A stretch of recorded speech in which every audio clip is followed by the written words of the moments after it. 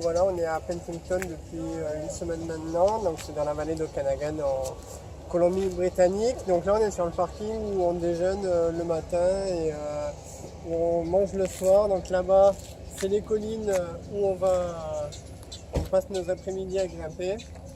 Et juste là-bas, je ne sais pas si vous voyez, à 50 mètres, il y a le lac où on va se rafraîchir en fin de journée parce qu'il fait une sacrée chaleur là. Il doit faire actuellement 35-40 degrés en plein soleil, il fait chaud. Donc on va vous montrer le van, venez par ici.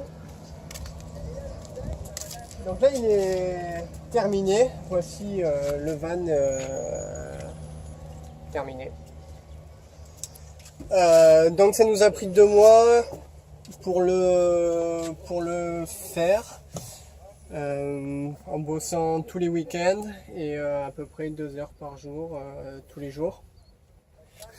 Donc quand on l'a construit, la principale contrainte, c'était qu'on voulait un lit fixe. On voulait pas avoir quelque chose à tirer, ouvrir, machin, fermer tous les jours.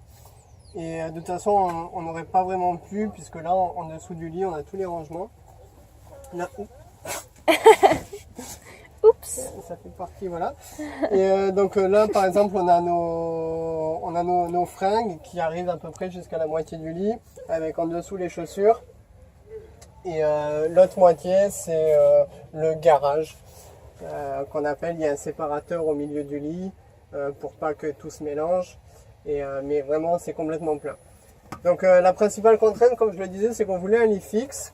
Et donc pour que ça prenne le moins de place possible, on dort dans ce sens-là, dans le sens de la largeur du van. Et du coup, il fallait vraiment optimiser. On voulait garder le maximum de longueur dans le lit pour pouvoir s'étendre, pas se plier quand on dort, être inconfortable.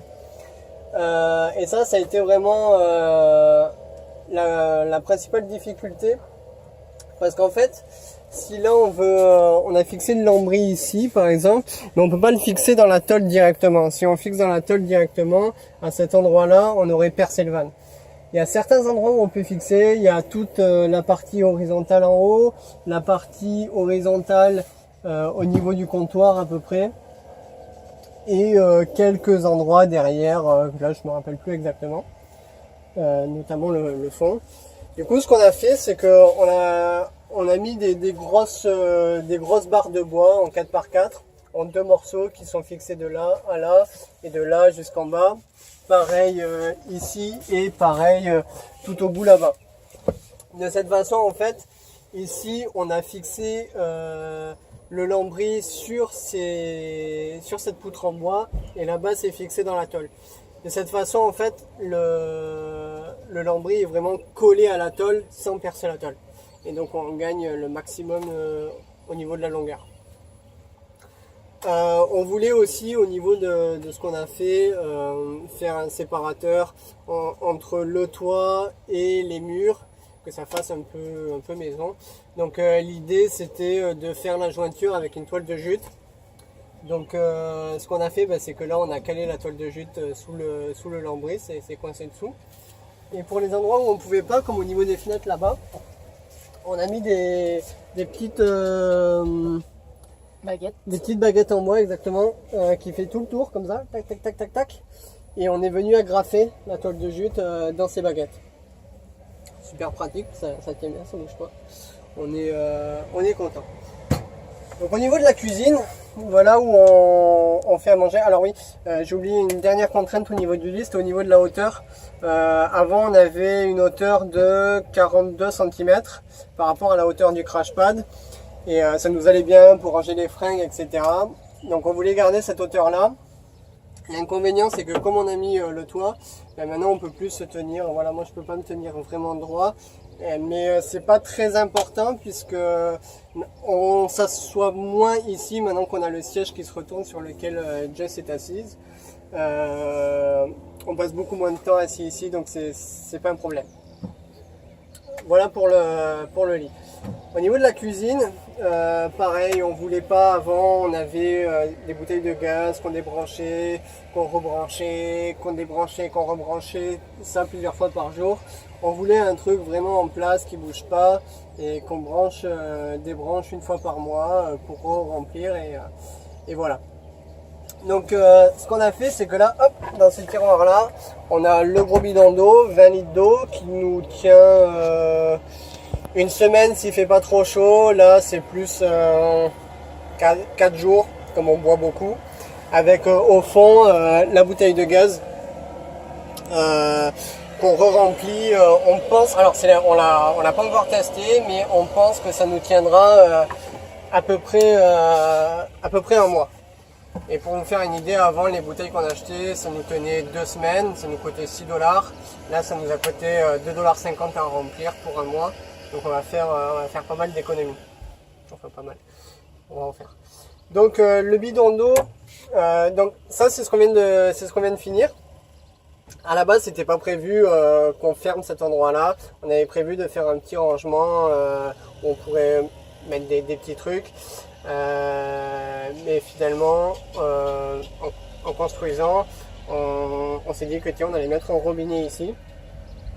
Et donc c'est pour ça que là on a une petite porte, un petit verrou, c'est que du coup on peut ouvrir si jamais on a un dégât des eaux, on a besoin d'accéder à derrière rapidement, ben on peut ouvrir rapidement pour y accéder. Donc le bidon d'eau est connecté à cette pompe ici, une pompe à pied qui fuyait au début mais qui fuit plus maintenant, donc c'est super. On n'a rien fait, mais voilà.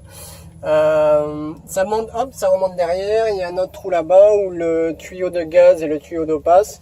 Le tuyau d'eau est connecté ici. Donc on ouvre, on ferme et on pompe. On a l'eau courante en fait, sauf qu'on n'a pas de robinet. Et ici, on a notre grille qui est pareil. Hop, on vient caler comme ça. On vient caler comme ça. Et voilà, on y accède directement, on peut l'allumer, les brancher sur le gaz, y a pas de problème. Merci Martin d'ailleurs pour ce grill super pratique. Voilà, donc au niveau des rangements, là c'est un rangement un peu de foutoir, les papiers, les machins, etc. etc.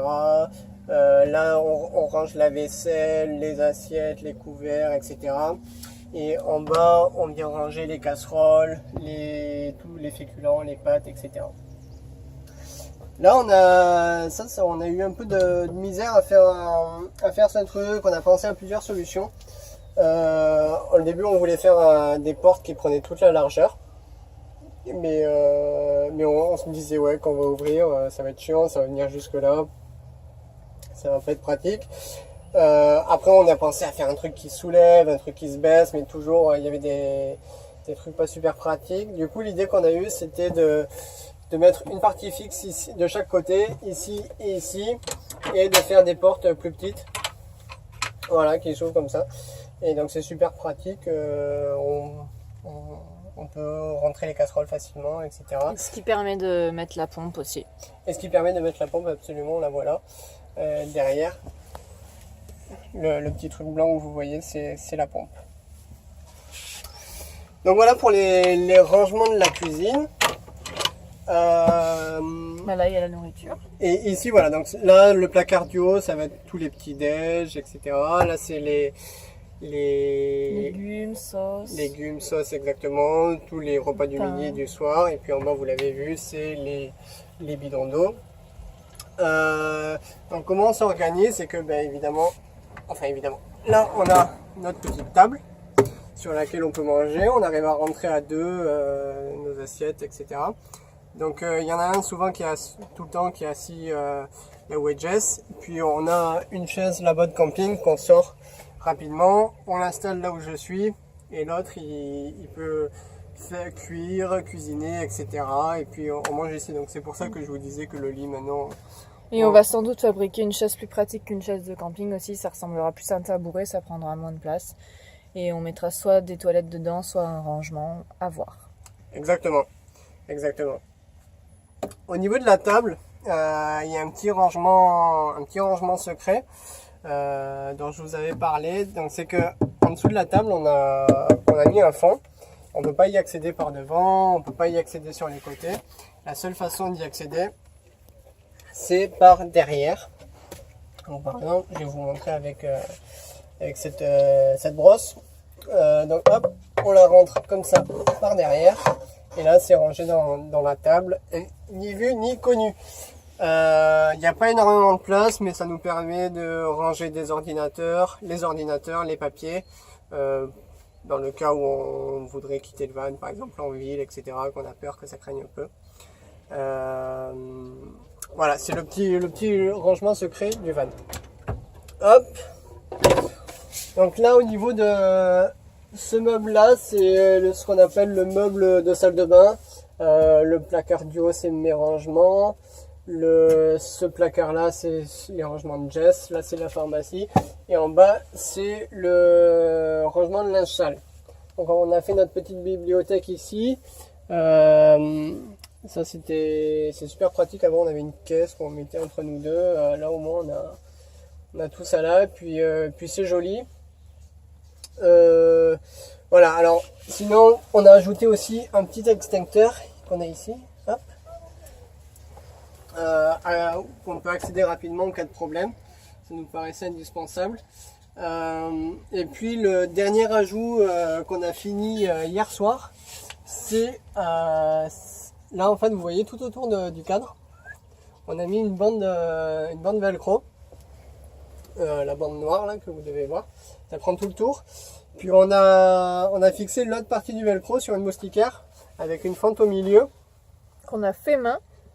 Alors on a commencé par le coudre, j'aurais appris à coudre, mais bon ça prenait vraiment trop de temps, parce qu'il fallait quand même faire tout le cadre, donc on a fini finalement par tout agrafer, ça a l'air de bien marcher, et donc on vient mettre ça tout autour, et puis comme on est protégé complètement des moustiques, c'est super pratique. C'est pratique quand il fait super chaud, on peut laisser le van ouvert le soir, sinon avant on se faisait dévorer. Ouais, on se faisait dévorer, c'était vraiment pas très agréable. Donc là, on a pu le tester hier soir et ça marche bien. On est vraiment content. On est vraiment content. Donc voilà pour le tour du van. Je crois que j'ai rien oublié. Là, on a un petit panier en plus où on vient ranger les affaires qu'on peut avoir besoin occasionnellement, mais qu'on veut accéder rapidement. Par exemple, les doudounes, les impairs. Là, il y a les affaires de plage, comme on passe un peu de temps à la plage. Voilà, l'appareil de Jess. On a des petits crochets ici justement pour faire sécher nos serviettes, nos maillots de bain. Donc dès que c'est mouillé on les étend, mais sinon après on range. Et puis ça fait joli. Voilà, exactement. Des beaux rideaux pour se cacher du soleil et être un petit peu isolé quand on dort. Et voilà, allez, je vais finir par vous montrer le dernier rangement du garage. C'est pas grand chose, mais comme ça vous aurez tout vu. Voilà le garage. On range principalement les affaires de sport.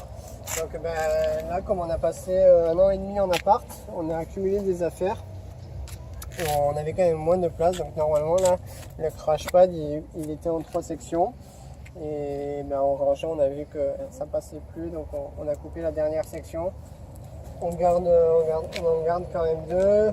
Donc d'un côté on a les affaires de sport, les affaires de camp en l'occurrence, les sacs au milieu, et puis de ce côté là c'est les outils qu'on pourrait avoir besoin. Au fond on a derrière tout ça on a une grosse valise avec les affaires de ski, etc. qu'on ne pense pas utiliser tout de suite. Donc voilà pour le van. Donc là on va encore passer une semaine à Penticton, puis on va se diriger vers Vancouver pour accueillir l'ami de Jess qui nous rend visite. Et voilà, on profite, on est content, et on vous fait de gros bisous à tous. Ciao ciao. Bisous.